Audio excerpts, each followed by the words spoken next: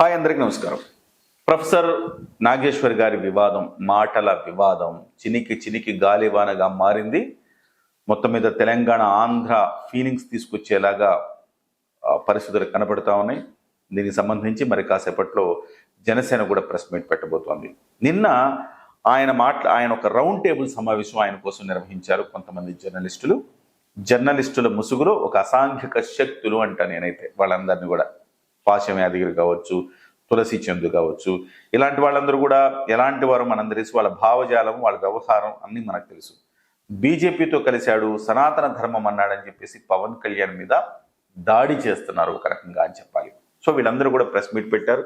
So సిద్ధాంతపరంగా మాట్లాడితే పర్వాలేదు, కానీ చాలా జుగుప్సాకరమైన మాటలు పాశం యాదగిరి మాట్లాడారు.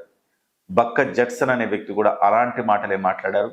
సో మొత్తం మీద పరిస్థితి ఎటువైపుకు వెళుతుందో అనేది అర్థం కాని పరిస్థితి. అయితే మొత్తం ఈ వ్యవహారాన్ని అటు పెడితే, వాస్తవానికి ప్రొఫెసర్ నాగేశ్వర్ గారు నిందించింది ఎవరిని నిందిస్తే ఎవరు బలవుతున్నారు, ఎవరు అనవసరంగా దీని మీద రియాక్ట్ అయ్యారనేది మనం ఒకసారి మాట్లాడదాం. ప్రొఫెసర్ నాగేశ్వర్ గారు ఏమన్నారు? పవన్ కళ్యాణ్ గారు, నాదెండ్ల మనోహర్ గారు అమిత్ షా దగ్గరికి వెళ్ళారు, జగన్మోహన్ రెడ్డి గారిని అరెస్ట్ చేయాలని అడిగారు. అంటే అది అడగడంలో ఏమైనా తప్పు ఉందా? తప్పు లేదు కదా.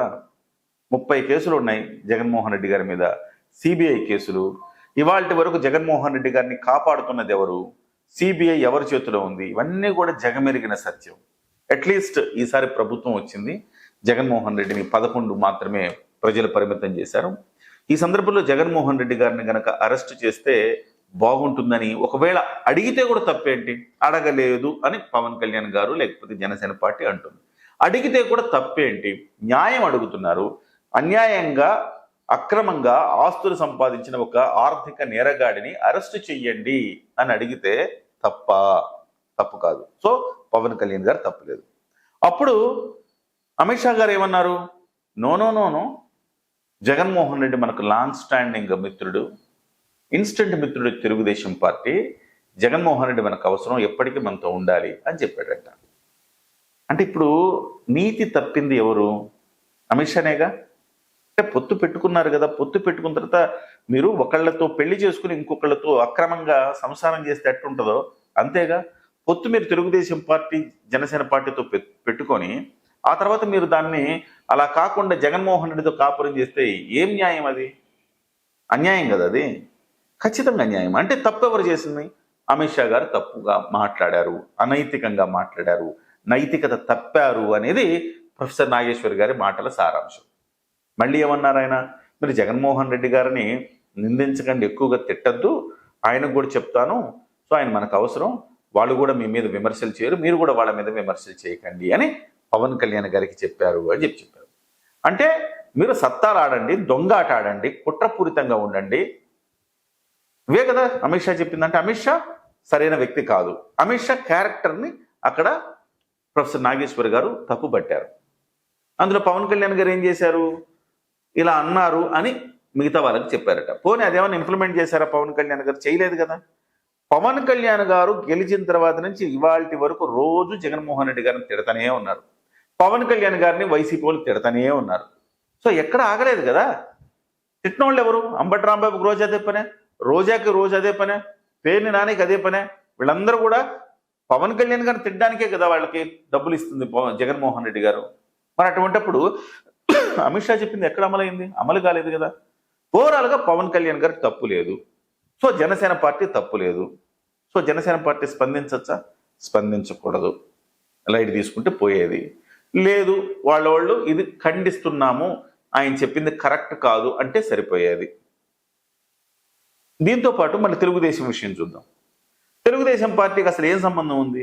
బాధిత వ్యక్తులు ఎవరైనా ఉన్నారంటే తెలుగుదేశమే కదా అక్కడ దెబ్బతిన్నది. అంటే అయ్యో పాపం తెలుగుదేశం పార్టీతో బయటికేమో పొత్తంటున్నాడు అమిత్ షా, లోపల జగన్మోహన్ రెడ్డితో ఆయన కలిసి తిరుగుతున్నాడు, అన్యాయం ఎవరు జరుగుతుంది? తెలుగుదేశం పార్టీ. అంటే బాధిత పక్షం తెలుగుదేశం కదా, సానుభూతి తెలుగుదేశం మీద కదా వస్తుంది.